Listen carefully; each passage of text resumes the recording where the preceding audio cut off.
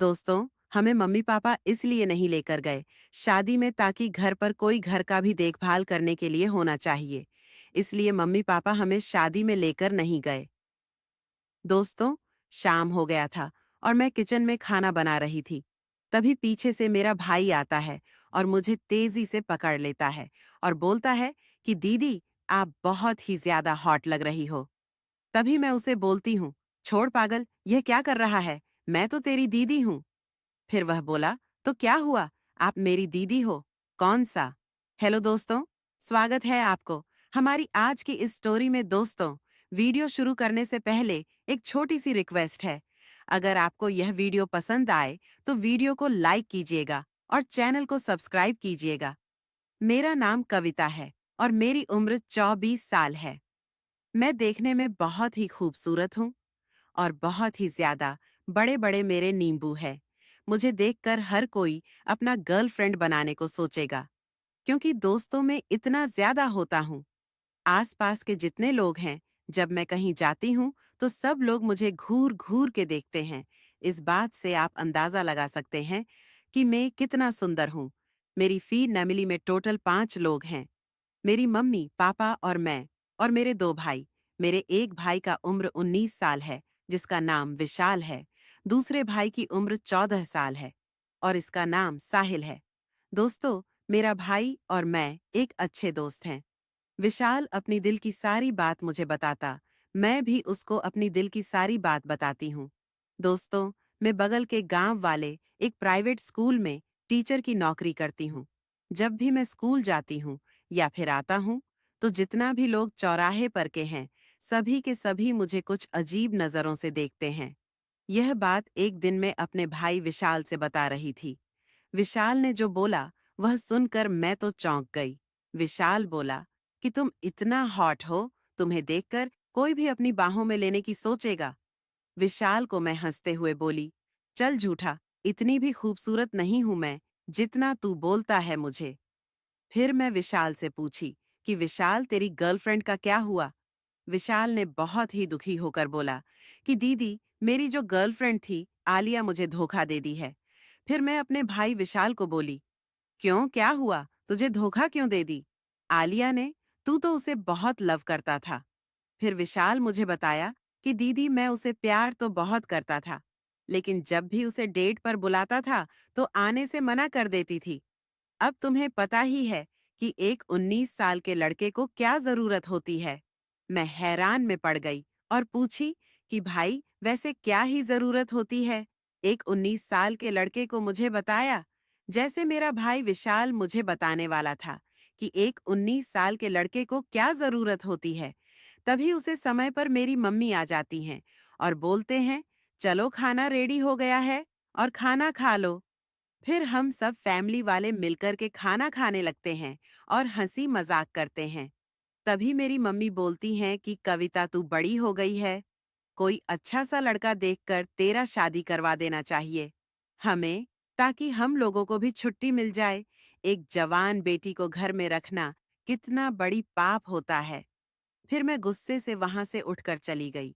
सभी लोग खाना खाकर सोने के लिए चले गए और मैं भी अपने कमरे में सोने के लिए चली गई।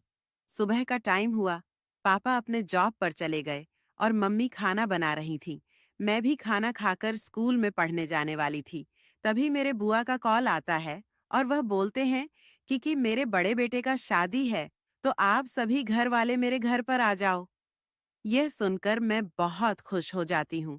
मैं सोचती हूँ कि अब मुझे भी शादी में जाने का मौका मिलेगा।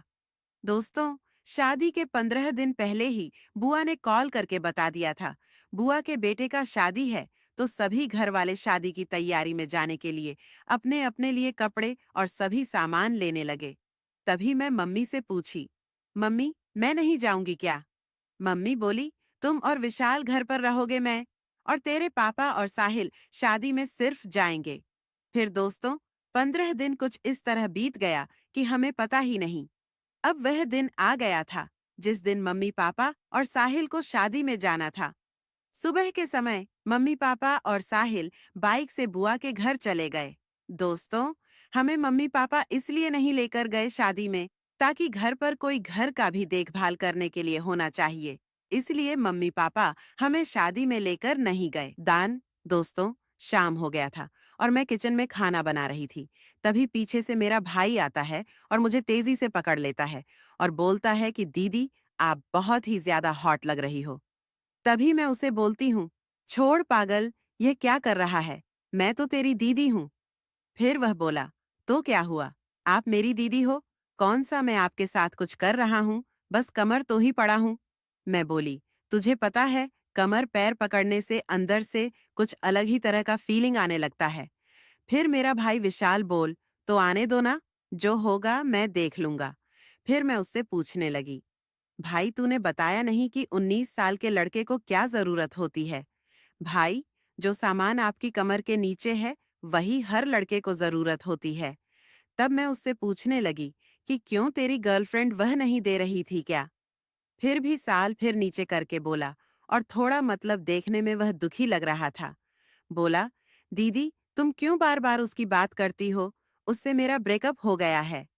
तुम मुझसे उसकी बात पूछ पूछ कर मुझे और क्यों निराश कर देती हो?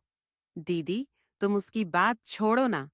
तुम यह बताओ कि तुम्हारा कोई बॉयफ्रेंड है कि नहीं?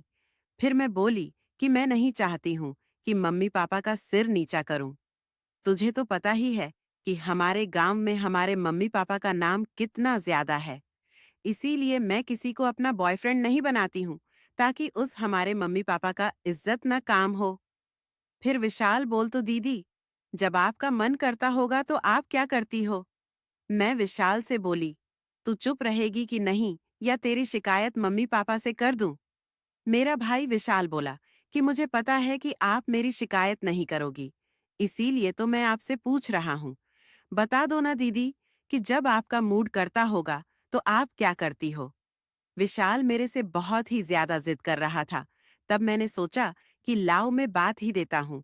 वैसे भी मेरा भाई विशाल ये सब बात किसी को बताया नहीं, क्योंकि यह मेरे दोस्त जैसा है। फिर मैंने उसको बताया कि जब मेरा मूड करता है तो मैं मोबाइल में वह वाली मूवी देखकर अपने उंगली से काम चला लेती हूँ। विशाल बोला कि दीदी, उंगली को इतना दिक्कत क्यों देती हो? अगर तुम चाहो तो मैं तुम्हारी इच्छा पूरी कर सकता हूँ।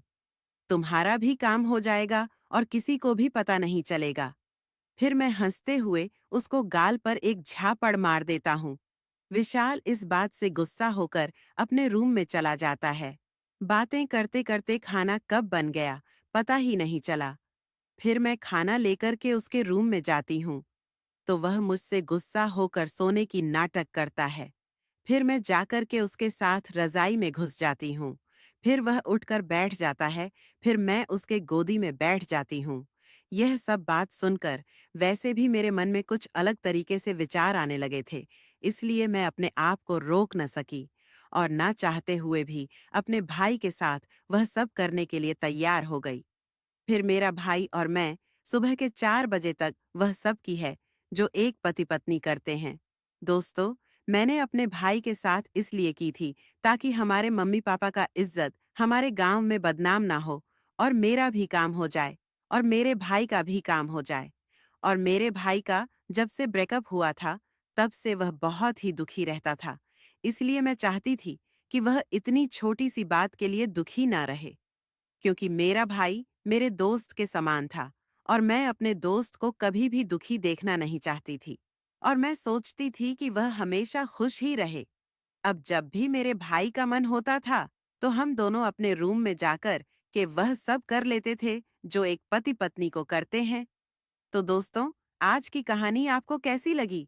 कमेंट में बताओ और हमारे स्वीट लिवाज चैनल को सब्सक्राइब करो और अपना नाम कमेंट में लिखो ताकि मैं आपसे बात कर सकूं।